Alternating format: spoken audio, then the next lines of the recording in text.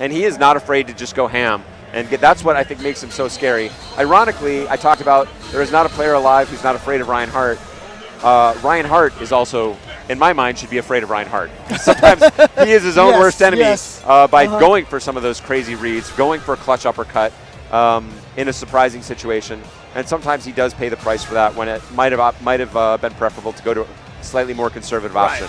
But he can really throw that gear switch hard, go into full attack mode, and I really like the way he plays. So here he's going to be pulling out his Yun. He does have a large number of characters in his repertoire. Latif, known primarily for Viper, and has been sticking with him throughout the tournament. That's right. Both very aggressive characters, so it's going to be interesting to see who can exact their pressure more than the other. Yeah, both of these have shaky defense, and Ryan going right in there to try and maintain that pressure. And now here comes Latif. And what makes both of, okay, found it! Wow! Great fakes on those seismos, got him to jump. Again gets him to jump. Oh, and then a counter hit on that. Be big, there it is, there's the stun. House gets the dizzy right away. Latif showing where he left off on EVO 2011. And you talked about Akuma as being a character that people kind of sleep on. They forget about like how powerful he really is. Viper's another character that was all the rage for a little while and then has quieted down. But Latif showing she's still super powerful. And she got some really nice stuff in this version too. She got a better low forward and then the combos off of Thunder Knuckle FADCs. That's true. Red Focus was initially thought to be a super powerful technique primarily for Viper. And Yun. It's true, actually, both of these characters. Yeah. But Latif right now has just been going crazy. And Ryan Hart making a brilliant adjustment there to try and alter the timing of his dive kick approach onto Viper to avoid getting Thunder Knuckled. That's been the story of the match so far for me. Brilliant Thunder Knuckles from Latif. Very brave, very risky. All right, Ryan Hart here making this comeback little by little here in this round. Latif in the corner doesn't want to try the seismo pressure. Okay, threatening it.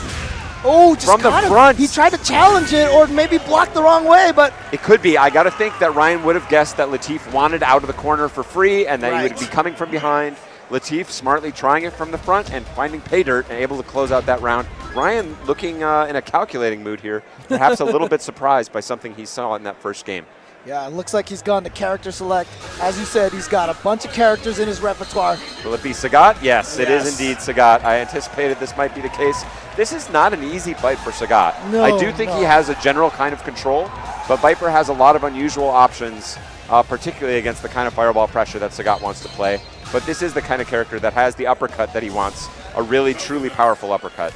Yeah, not only that, too, but this is his main character. This is who he's had a ton of success with. He was nerfed a little bit in Ultra, which is why Ryan Hart has started branching out to other characters. For sure. But for sure, this is the character that he has that connection with. Yeah, for me, when I think of Ryan at his greatest, I always think about the Sagat matches. Exactly. So let's see how this goes. You can see why there's a little bit of problems in this match. And what is happening here, Viper is winning the fireball war with Sagat so far. Now that he's got the fireballs on the screen, a little bit more options. Wow, I like the composure. The men stare each other down. Oh, good knee. That's going to be important. Good block from Latif. Yeah, not often you see people blocking that overhead from Sagat. You always forget that Sagat, of all characters, has an overhead. Wow, and Latif walking right up into the position to make that Thunder Knuckle work. Finding success. Good block. He just backdashes out of there after the block burn kick. Doesn't want to deal with the mix-up. And Ryan Hart is dancing to Latif's tune. He's got to find his way in here. He's got to start making things happen rather than just reacting.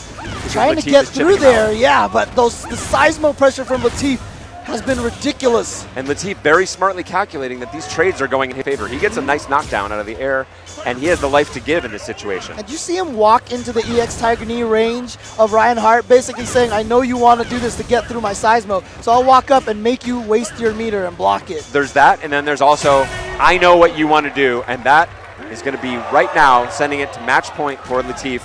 Ryan thinking very hard, super serious look on his face, and justifiably so. He could be out of here as soon as this round if he cannot find an answer to this Latif pressure. And Latif brilliantly, effortlessly moving between long-range screen position and that mid-range where he can challenge Sagat's answers and finding all of his hits here so far. Yeah, look at this pressure that Latif had him in the corner. Ryan Hart gets out of there, but he already doesn't have any life left to keep taking these little chunks. He's out of life, what worries me even more, he's out of ideas. I don't see anything that's making it look like there's possible. Right. But Ryan, of course, is a master of the YOLO DP. Let's see if he can find his way in here and create the opportunity to even land it. Even that, he's got to work hard to get into an opportunity where reversal DP is even an option. Yeah, you just see little bits, that those chips from the Seismo adding up little by little. Those trades all going her way. Now danger. Oh, and finally baits that final jump. We've seen Latif do that a number of times. He gets that last jump baited out of Ryan Hart, and he's going to take it. Ryan Hart has been eliminated from Evolution. What is the one thing, I'm super impressed by Latif there, but what is the one thing I don't think of when I'm thinking of Viper? Oh, really strong anti-air reversal options. Right, yeah. Both rounds were, to me, marked by incredible positioning from Latif to be in the right spot to make that fierce